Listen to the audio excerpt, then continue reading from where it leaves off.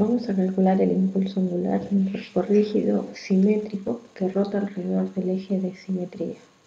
Para eso vamos a empezar con un anillo que gira alrededor del eje Z, supongamos, para hacerlo un poco más conciso.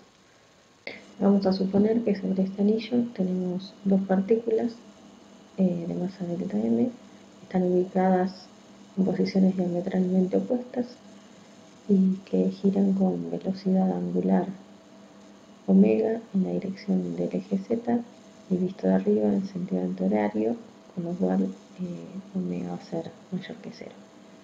Entonces, después vamos a hacer la suma para considerar todo el anillo, pero en principio ya habíamos visto en un video anterior que si queremos calcular el impulso angular de ese par de partículas con respecto a un punto S que está en el eje de simetría del anillo, nos daba 2 veces delta m por r cuadrado por omega en la dirección del versor K.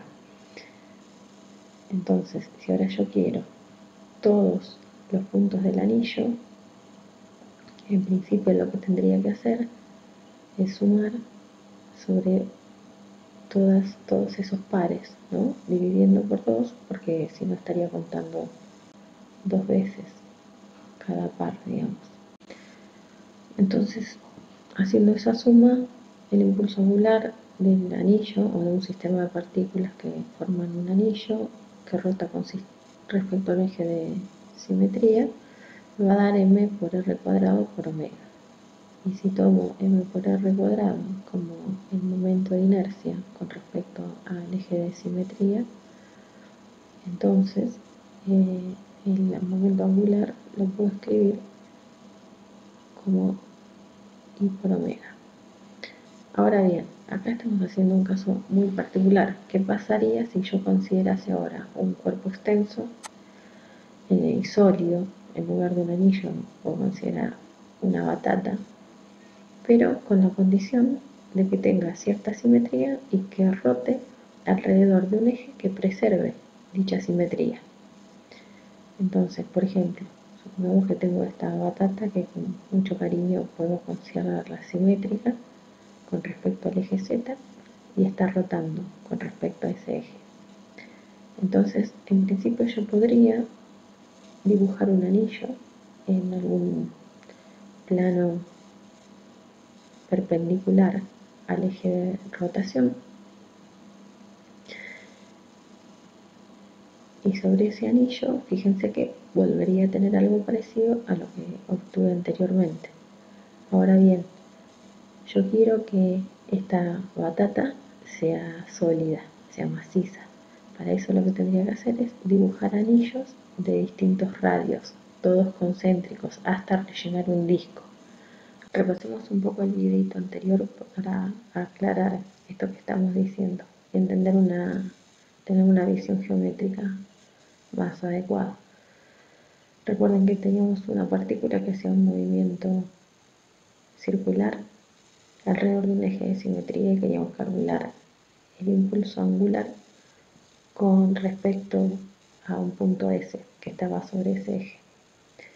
¿Se acuerdan que si teníamos dos partículas, entonces íbamos a tener para el impulso angular de cada una un término en Z y un término en R, pero en la suma de los dos se cancelaban los términos en R y sobrevivía solo el Z? Entonces vamos a mirar, para simplificar un poco, solo el término en Z del impulso angular. El término en Z era el que estaba formado por el R perpendicular, producto vectorial, con la velocidad, que como era un movimiento circular, la podíamos escribir como m por el radio de la circunferencia, que en este caso coincide con el R perpendicular, por omega en la dirección del versor θ. Ahora, cuando hacemos este producto vectorial, va a quedar m por r perpendicular al cuadrado por omega en la dirección del versor K.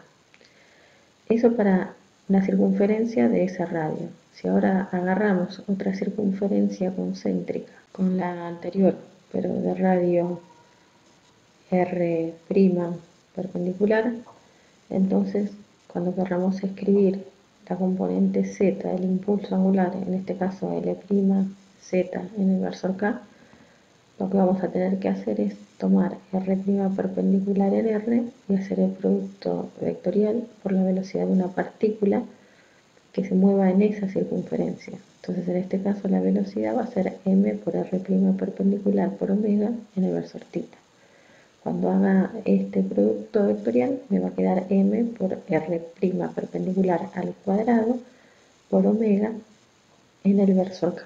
Entonces lo que quiero decir con esto es que lo que tengo que tomar siempre es la distancia perpendicular desde el eje de rotación hasta el punto que estoy considerando. El mismo procedimiento que hice para transformar el anillo en un disco, después lo voy a tener que hacer para completar todo el cuerpo extenso, agregando disquitos hacia arriba y hacia abajo, desde el extremo inferior hasta el extremo superior del cuerpo extenso. Entonces, fíjense que cuando yo quiera calcular el impulso angular de este cuerpo extenso, sólido, macizo, simétrico, que llamamos batata, y que gira alrededor de uno de sus ejes de simetría, lo que voy a tener que hacer es pasar de la sumatoria a la integral de R perpendicular al cuadrado diferencial de masa por el vector velocidad angular. Pero esa integral no es otra cosa que el momento de inercia con respecto a ese mismo eje. Con lo cual, el momento angular con respecto a un punto que pasa por un eje de simetría va a ser el momento de inercia con respecto a ese eje de simetría por la velocidad angular.